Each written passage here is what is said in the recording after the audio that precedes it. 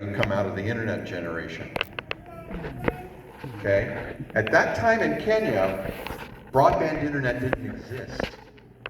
You were lucky if you could get a dial-up connection to work, and that put real limitations on what you could access. Okay?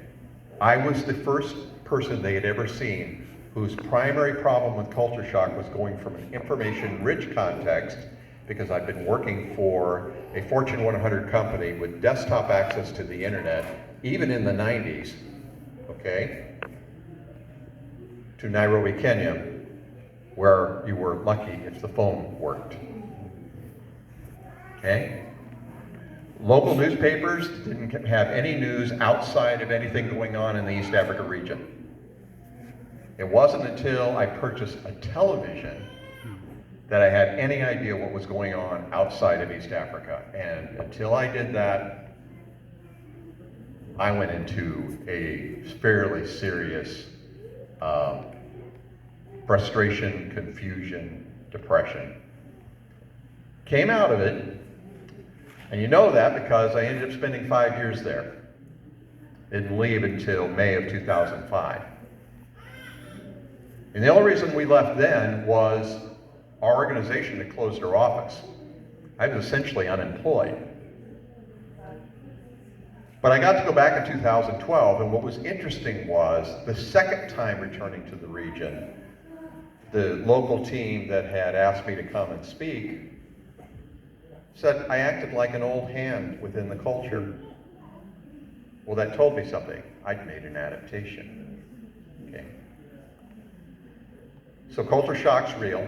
Culture shock, you can get over it.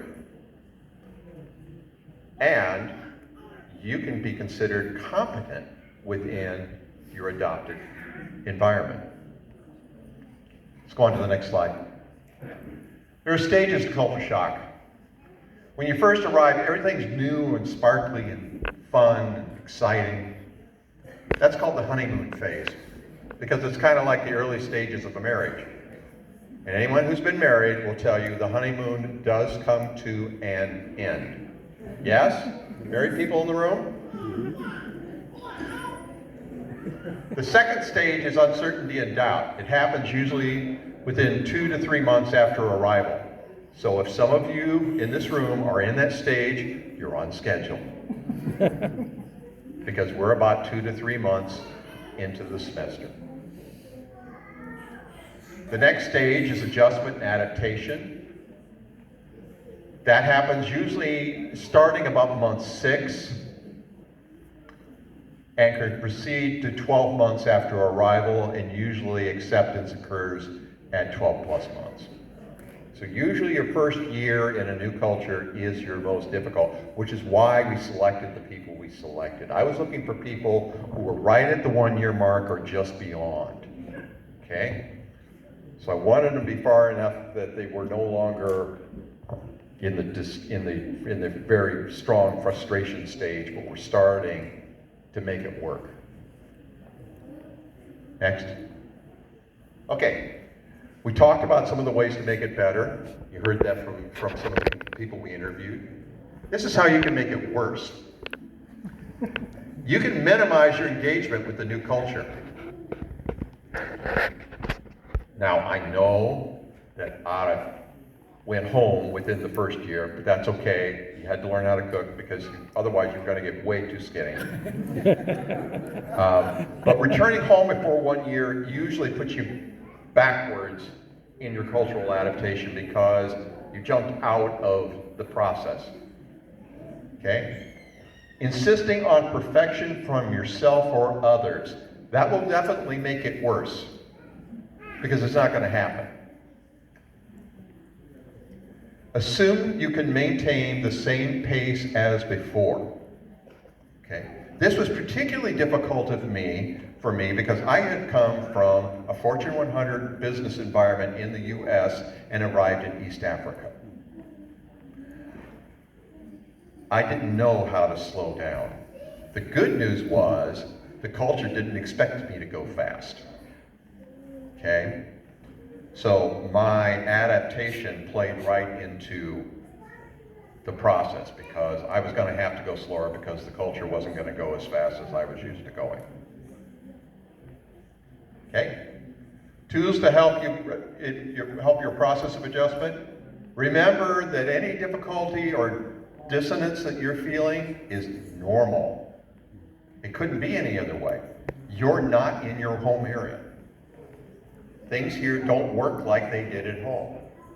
I don't care where you're from elsewhere in the world, I know that that's true. Okay? Another tool is knowing how to eat an elephant, which is an East African proverb. And the answer is one bite at a time. Why? You'll choke otherwise. Make your own space. Have a space that fits you. I did that. There was a space in my home that fit the way, who I was and the way I was. Now, most of my African friends never saw that space because it wasn't for them, it was for me. Okay? Keep an open mind. This is really, really important because in many, many cases, what's different about the culture you're in is not better or worse, it's just different. Classic case. Everybody assumed that I would freak out the first time I had to drive a car on the left-hand side of the road. Short answer, I didn't. And you know what? It wasn't better or worse, it was just different. Okay? Explore your new environment. Do the things that Anu said. Go meet people, go do things, go find out about stuff that you're interested in. I thought it was really, really cool that I had to go all of 20 minutes out of town to find a game park where there were all these animals that when I was in the US I only saw in a zoo.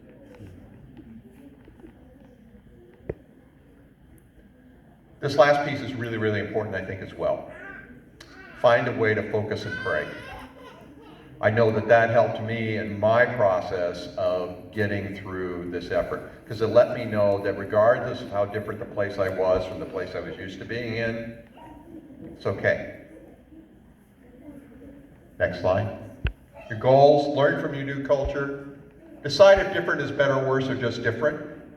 In some cases, you may feel that what you're dealing with is worse. If you're in a culture that has a high value around community, the individualism of the United States may be a bit of a challenge. And you might be right that from your perspective, this is worse. Okay?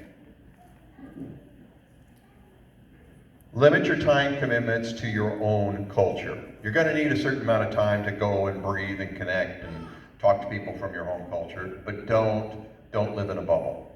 When I lived in Nairobi, Kenya, that was the home to not only a large contingency of Americans who were working there with various groups and the embassy, but it was also home to the only regional headquarters of the United Nations in the Southern Hemisphere. Lots and lots of people from the United States that I could have hung out with. I could have stayed in the American bubble. That would have been a mistake. Okay, here are the questions for your table. What one thing will you start to learn about this culture?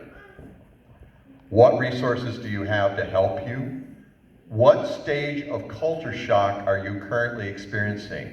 Are you in the honeymoon phase? Can we go back to that slide, please? There we go. Uncertainty and doubt, adjustment and adaptation, or acceptance. Okay, you can get started talking at your tables. Thank you.